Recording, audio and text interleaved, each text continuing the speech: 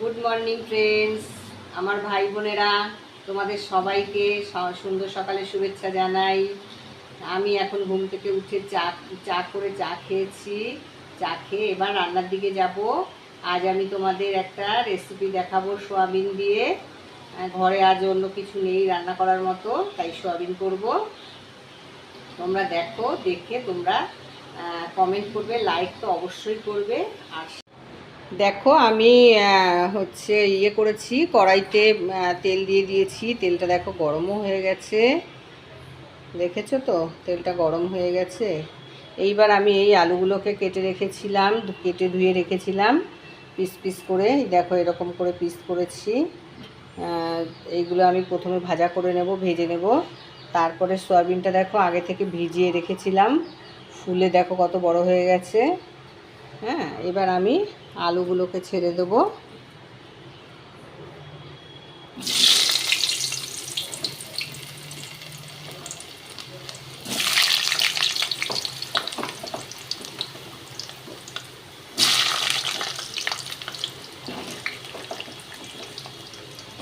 এবার আমি আলুগুলোকে ছেড়ে দিলাম, গ্যাসটা একটু হাই ফ্লেমে দিলাম। একটুখানি লবণ দিয়ে দেবো।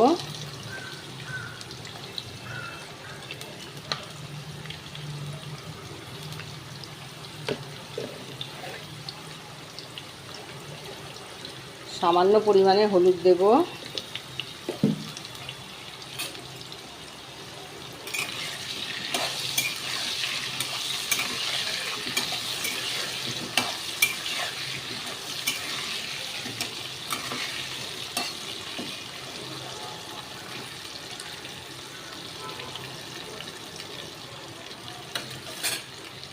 আলুটা ভাজা হচ্ছে। আলুগুলোকে লাল লাল করে ভাজা হয়ে গেছে। দেখো লাল লাল করে ভেজেছি আলুগুলোকে। এবার আমি তুলে নেব।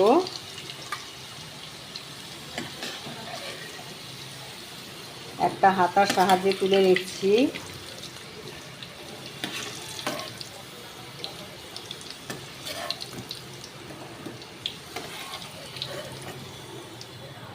আমি একটা হাতার সাহায্যে আলুগুলোকে তুলে নিয়েছি। দেখো, দেখতেই পারছো লাল করে ভেজেছি আলুগুলো।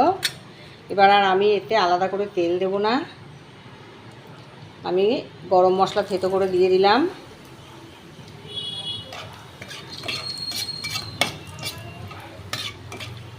গরম মশলা দিয়েছি। এবার একটা শুকনো লঙ্কা ছিঁড়ে দিলাম।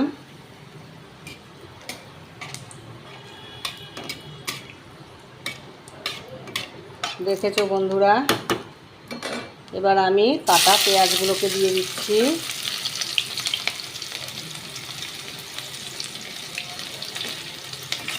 একটা পেঁয়াজ কেটে রেখেছিলাম, সেই পেঁয়াজগুলো দিয়ে দিলাম।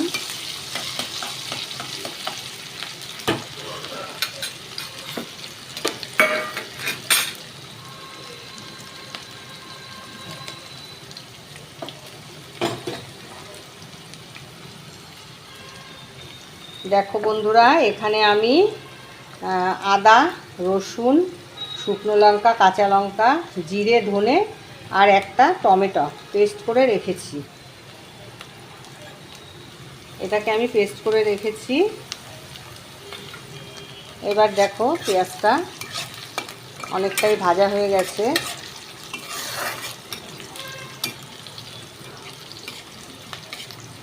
পেঁয়াজটা অনেকটা ভাজা হয়ে গেছে।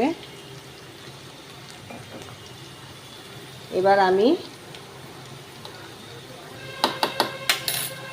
এই বেটে রাখা মশলাটাকে দিয়ে দিলাম।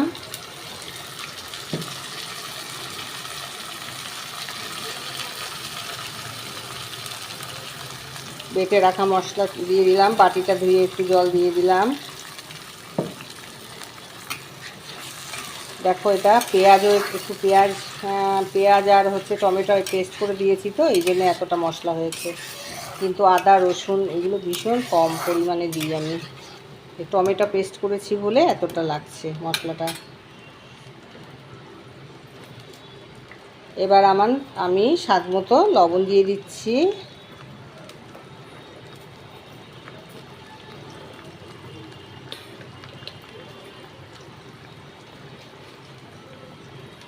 একটু হলুদ গুঁড়ো দিচ্ছি,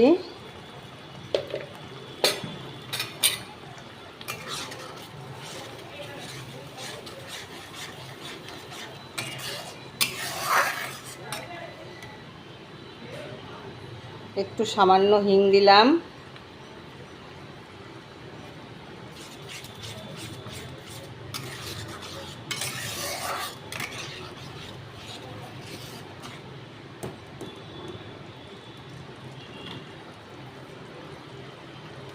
মশলাটা হোক একটু।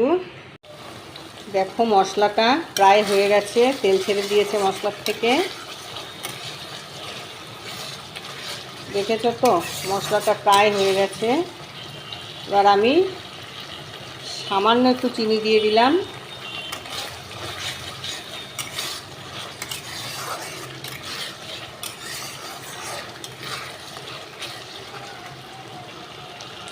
দেখো তেল ছেড়ে দিয়েছে।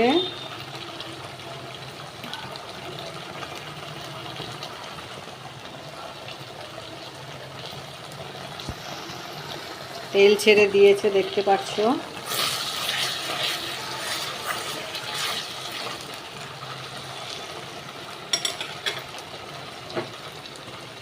এবার আমি আলুগুলোকে দিয়ে দিলাম।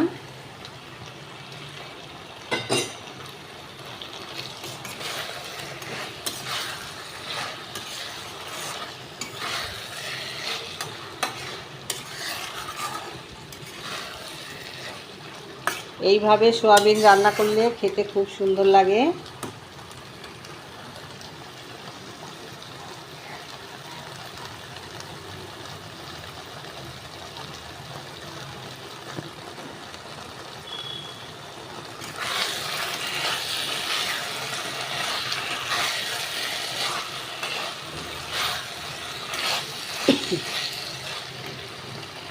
এবার আমি সয়াবিনগুলোকেও ছেড়ে দিলাম।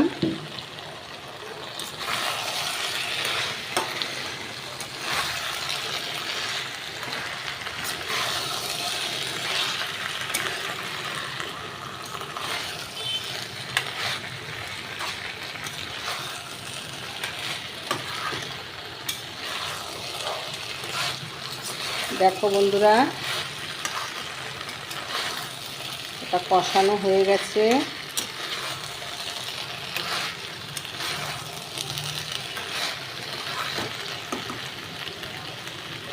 দেখতেই পাচ্ছ এটা কষানো হয়ে গেছে।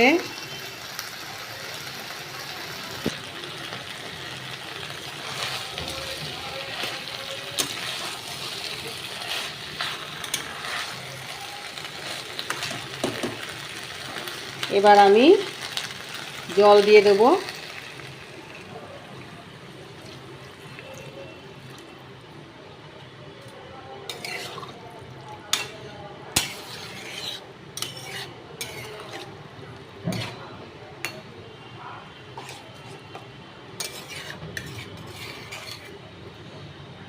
জল দিয়ে দিলাম। এবার একটু ঢাকা দেব বন্ধুরা। এবার একটু ঢাকা দেব, আমি আবার ফিরে আসছি।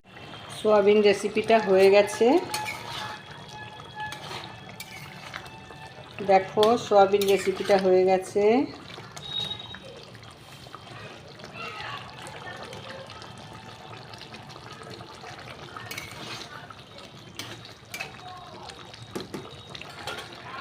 আমি এবার গ্যাসটাকে অফ করলাম। এবার আমি একটু তোমাদেরকে সার্ভ করে দেখাচ্ছি।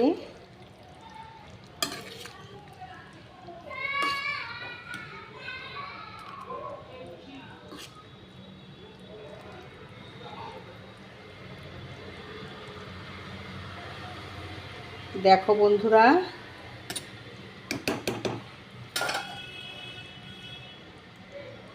কেমন হয়েছে তোমরা অবশ্যই জানাবে।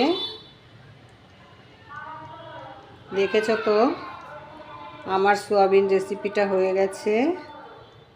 কেমন হয়েছে তোমরা অবশ্যই জানাবে কমেন্ট করে, লাইক করবে, শেয়ার করবে। আর নতুন যারা আছো তারা অবশ্যই সাবস্ক্রাইব করে দিও। তোমাদের জন্য অনেক অনেক ভালোবাসা রইল। খুব ভালো থেকো তোমরা।